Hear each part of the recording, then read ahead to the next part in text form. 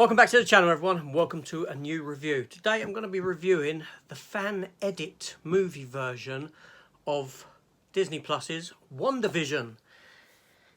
Let's get straight into it.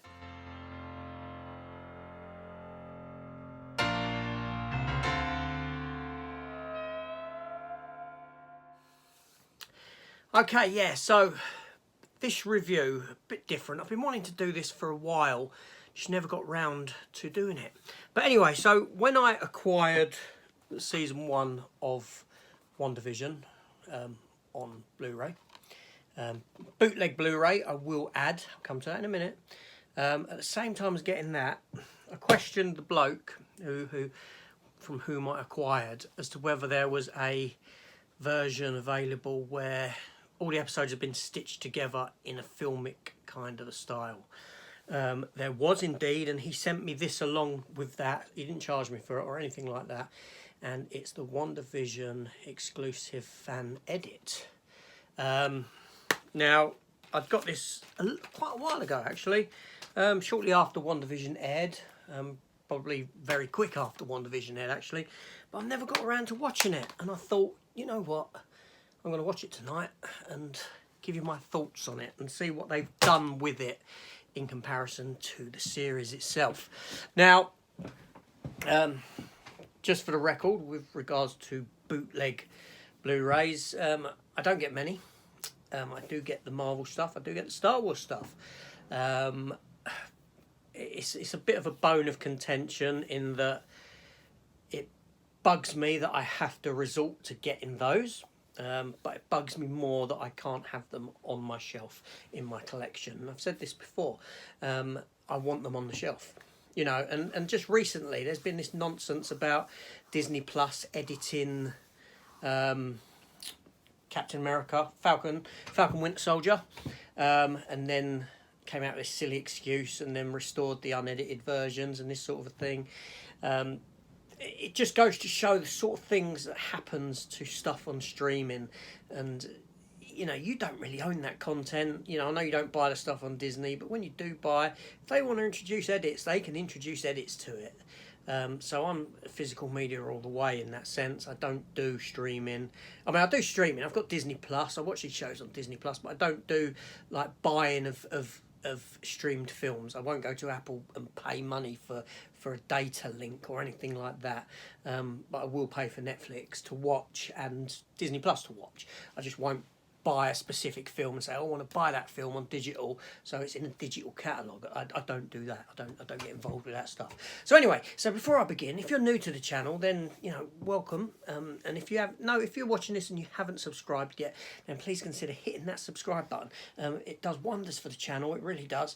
At the same time, hit the notification bell because you'll keep apprised of my upcoming content. And also, if you leave me a comment after this is done, I will reply. You know, you can talk about anything you want to talk about. Come on, if you want to moan at me about bootleg Blu-rays and buying them and funding terrorism, then please feel free to do. It's not funding terrorism, not anymore. It was back, it may have been back in the day, but now so many people can do it. I mean, I could probably do it if I wanted to. Do you know what I mean? But I'm just too lazy. And you know, I'm not benefiting from it in any way. I'm not. It's for my own personal use. I'm not making money out of it or anything like that. I just get them, they're on my shelf, I watch them. And all it's funded is some fella to go down the pub and have a few beers. End of story. So let's get into this. So yeah, so WandaVision. We all know WandaVision. It came out, it was Disney Plus's first Marvel series. It ran for 9 episodes, was it? And the first 3 episodes were all done in the style of old TV shows. This put some people off, I believe. Some viewers at the time couldn't get into it because those first 3 episodes, and it took time to get rolling as to what was happening. So anyway, so this FanEdit, this is about the FanEdit version. I didn't know what to expect from it, so I stuck it on. As you know, this series stars Elizabeth Olsen as Wanda Maximoff. It stars Paul Bettany as the Vision. The character of Jimmy Woo is back. We're introduced to the character of Rambo, you know, the daughter of the woman who was in Captain Marvel. who will go on to be in Marvels and this sort of a thing, and other characters. But anyway, so I put it in. I watched it. First of all, the Blu-ray, I will say, the transfer is fantastic. It looks really good. Yeah, let's get into the story. Or no, let's not the story. I'm not going to talk about the story, because if you've seen WandaVision, you know the story, and the story is the same. Only this fan edit is done in such a way that it does omit some stuff, I will say that, but it's done chronologically. It runs pretty much as it should. I mean, the film opens in Prague with a young Wanda Maximoff when the bomb comes through and the Stark Industries is on the side of the bomb, and you got flashing light and this sort of a thing. Then ends, and you get the title sequence, the Marvel logo title sequence that you get, and then we're introduced to Monica Rambeau, who comes back from being blipped away. Yeah, you see her reforming. She's in the hospital. We then jump to the scene with WandaVision, where she goes into the sword facility to see the body of Vision. Yeah, she goes to see the body of Vision. She comes out, she goes to Westview, she does her thing, and then we're introduced to Jimmy Woo and this sort of thing. And then Darcy comes into it, and it ain't until Darcy comes in that we're introduced to the TV episode elements. Now, I will say there's been a lot of trimming done for the TV episodes. Those first 3 episodes that are done in the vein of TV shows from different eras, that stuff, a lot of that is gone. I'd say that 90% of that has been edited out of the film. And I'll come into my thoughts on that at the end.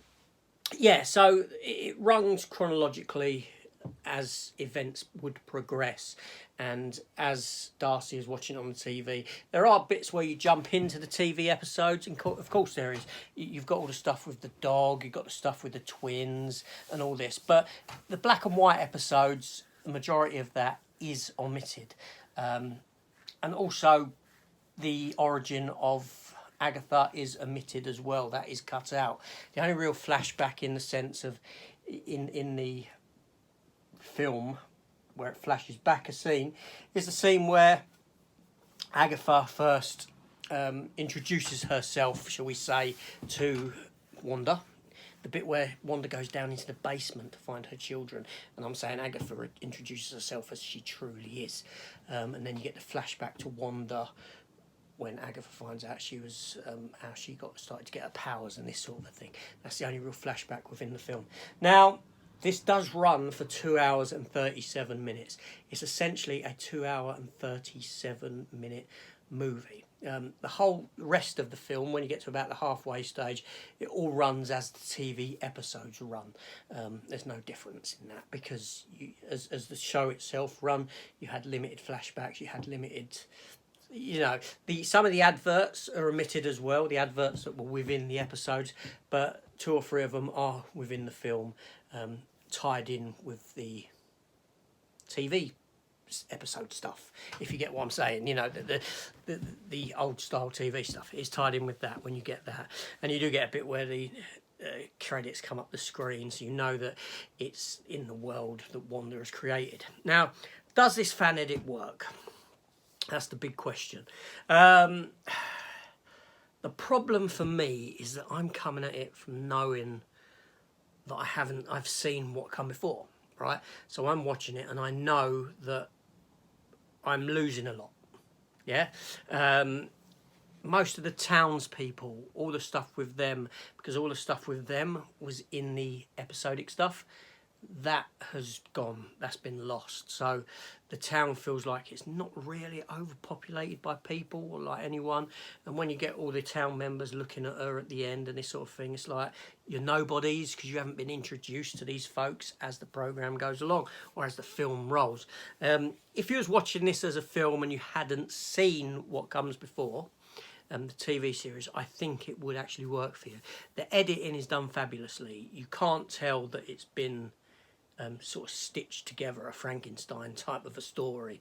You know, it flows, but the problem is, like I said, is that there's certain elements to characters that are underdeveloped and this sort of a thing. You lose stuff. And it's unfortunate because a lot of the acting as well is lost, because when you had them first episodes, you know, you had some fantastic acted moments from Elizabeth Olsen and from Paul Bettany. When they were in the old style TV shows, a lot of that obviously you miss, but if you hadn't seen what come before, then you wouldn't miss it because you hadn't seen it. It's that sort of a story. But yeah, it was an interesting viewing. It's an interesting project. It works. You know, I had no problem with it. I would possibly revisit it again. I think that anyone that had issue with the start of the series, because obviously there's no, for the first 3 episodes, there's no real continuity or any major occurrences. I think that it would work better for those sort of a people if they wanted to revisit it, but would likely skip that stuff because, like I said, it is sort of glossed over in this. But yeah, no, I was quite impressed. I will say that. The only thing that I can say against the show and the production of the show when I'm watching it as a film is that it does come across cheaper than a Marvel film. You know, on TV, when you was watching it episodic over the 9 weeks that it was on, you got a sense of budget. You know, it seemed big because each episode seemed to get bigger as it went along. However, here now, it feels as though it hasn't got that much of a budget to play with as what a film does. I mean, I know that would be the case anyway, but I'm saying it feels it. It shows more so when you're watching it as a movie and you're thinking it may stand up as the next film in the MCU in that sense. So yeah, so no. I would say watch it if anyone was interested, if they get hold of it. It's worth a watch. It may work for you, it may not work for you. I mean, my go-to would be the series, obviously, because like I said, you do lose some character stuff, you lose some fantastic acting. When you know, Elizabeth and Paul get to act out of how they normally would, because they're in the TV episodes. Yeah, but, you know, yeah, I would revisit it, but I think I'd revisit the series more. But it certainly is an interesting project, and certainly one that I enjoyed watching. But it's taken me all this time to get around to watching it, actually. So this is sort of like my second viewing of WandaVision. I watched it when it was first on Disney+. I watched each episode twice, actually, in quick succession, as in episode 1 I watched and I watched it again, episode 2 I watched it again, that sort of a thing. But I've never watched them in one quick hit. And so this is really the first time I've watched the story in a quick hit. But yeah, no. Worth watching, worth your time. Yeah. So if you've seen this, let me know about your thoughts down below. You know, would you be interested in watching it? Tell me. Come and share what you believe are your thoughts. Anyway, it's AJ. Thanks for watching. Remember, hit the subscribe button, come join the channel, and I'll see you on the next one. Take care all, and goodbye.